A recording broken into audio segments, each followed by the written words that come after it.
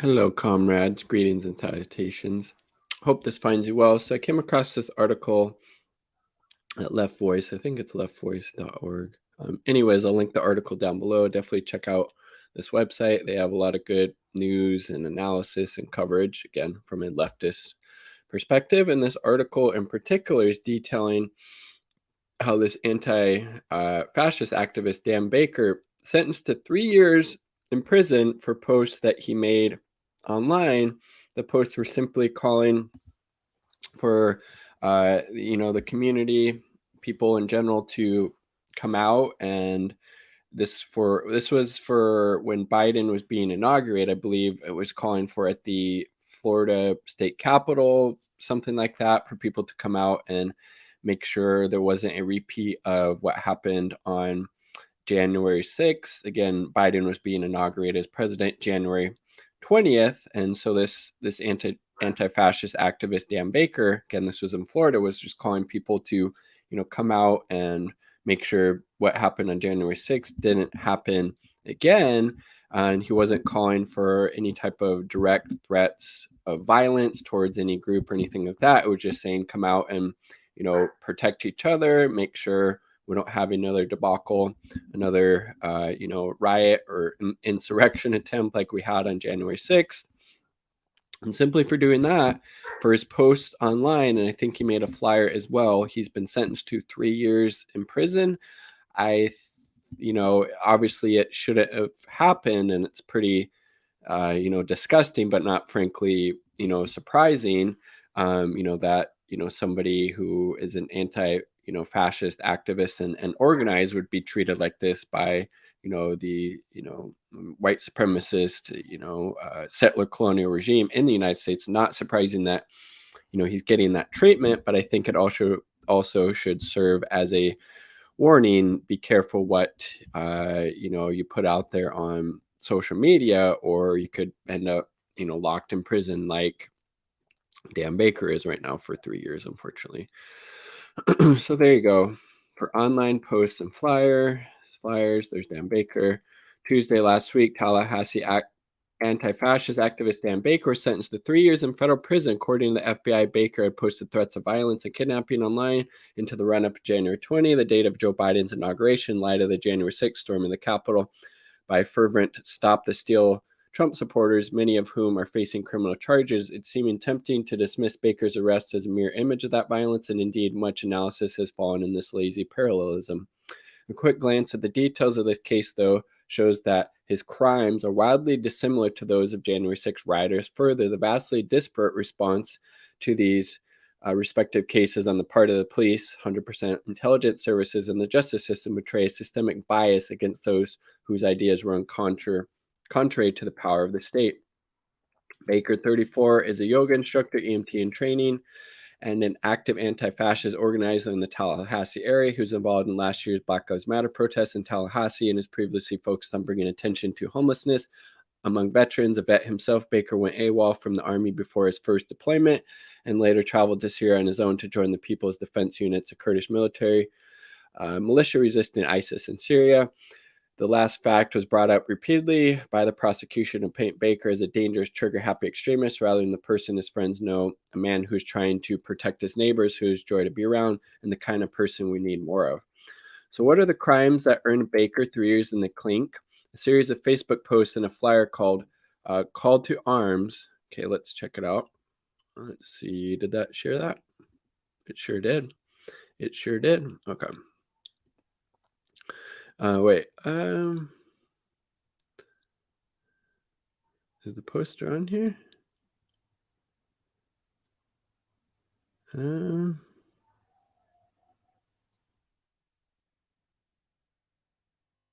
don't see anything on there. Okay, well, let's go back because that didn't work. Okay, where were we?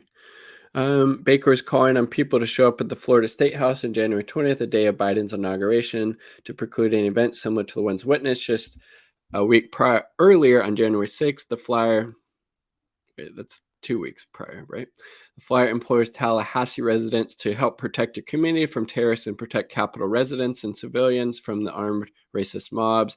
It ends with the line, "This is an armed coup and there can only be stopped by an armed community." Plainly, these are uh, incitements to self-defense, not proactive violence, and these concerns were top of mind for many after the widely televised events on January 6th. Baker suspected that Florida, which has a particular history of overlap between law enforcement and organized white supremacist orgs, I mean, that's pretty well documented across the United States, right? um, you know, Nazis, white supremacists, law enforcement, they're like that. Just look what's happening in fucking Kyle Rittenhouse, right? Is one example among many.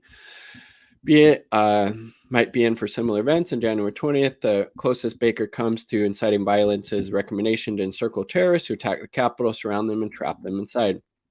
Even though Baker is clearly calling for a preventive show of force rather than proactive violence, the release of his declaration led to the FBI to raid his apartment January 15 with support from Tallahassee PD and the Florida Department of Law Enforcement.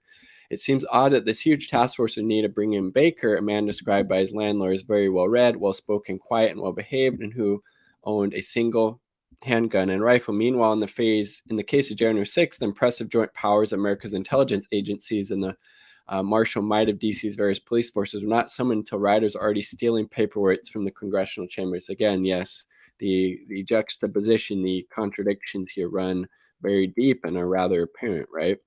In the wake of January 6th, much has been spilled about how such a failure of intelligence could have occurred. It seemed like pretty deliberate, right? And how the militarized police forces that blanket DC could have been caught off guard. This kind of hand-wringing was incredibly naive at the time, but now with the case of Dan Baker, for contrast, can only be willful ignorance that allows people to wonder such things out loud.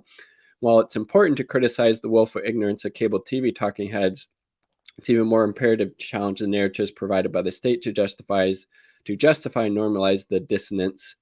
As has been well reported, the chatter that allowed right-wing protesters to mobilize through online message boards and prep for January 6th was well known and monitored by FBI and other law enforcement. Didn't do shit, though, just as Dan Baker's activity was. What was commonly described as mistakes or oversights or failures are in fact simple choices as to where to place focus, personnel, and resources, choices that stem from judgments about who poses a threat and who does not, choices that reflect which threats matter and which do not, while members of the Proud Boys and other orgs of the far right online fever swamps were allowed to plan for January 6th relatively in plain sight. It's actually leftists like Baker who clearly posed a threat to public order in the words of U.S. Attorney Lawrence Keefe, and who want to wreak havoc on our communities, according to Jacksonville FBI agent Rachel Rojas. It's further evident how the state weighs the danger posed by different flavors of extremists. We can look at their disparate treatment by the justice system. Since January 6th, courts have been contorting themselves in their treatment of the rioters, trapped between the needs of repudiate the radical nature of the attack and the institutional pressure to let the protesters off with the relatively light sentences, while their apologies, confessions, and tears to permeate media narratives about their persecution. A convoluted flowchart based on how many minutes each protester spent in the Capitol building has largely resulted sentences on the order of $500 fine and 45 days in jail or less. Again, and the juxtaposition, it's very apparent, but not surprising, unfortunately, how the state acts depending on what side of the political spectrum if you're on. If you're, on the left, if you're communist, if you're socialist, if you're anti-fascist, if you're standing up for, racial and social justice causes, the state will come down on you very hard if you're, a white supremacist, if you're a member of these far right groups, or it be, the Proud Boys or what is it, Patriot Prayer, all of that fucking, ridiculous, hate-filled white supremacist nonsense. They'll just a slap on the wrist. Here's a fine. Here's a couple days in jail. And just go along your way, even though you partook in this attempted insurrection, right?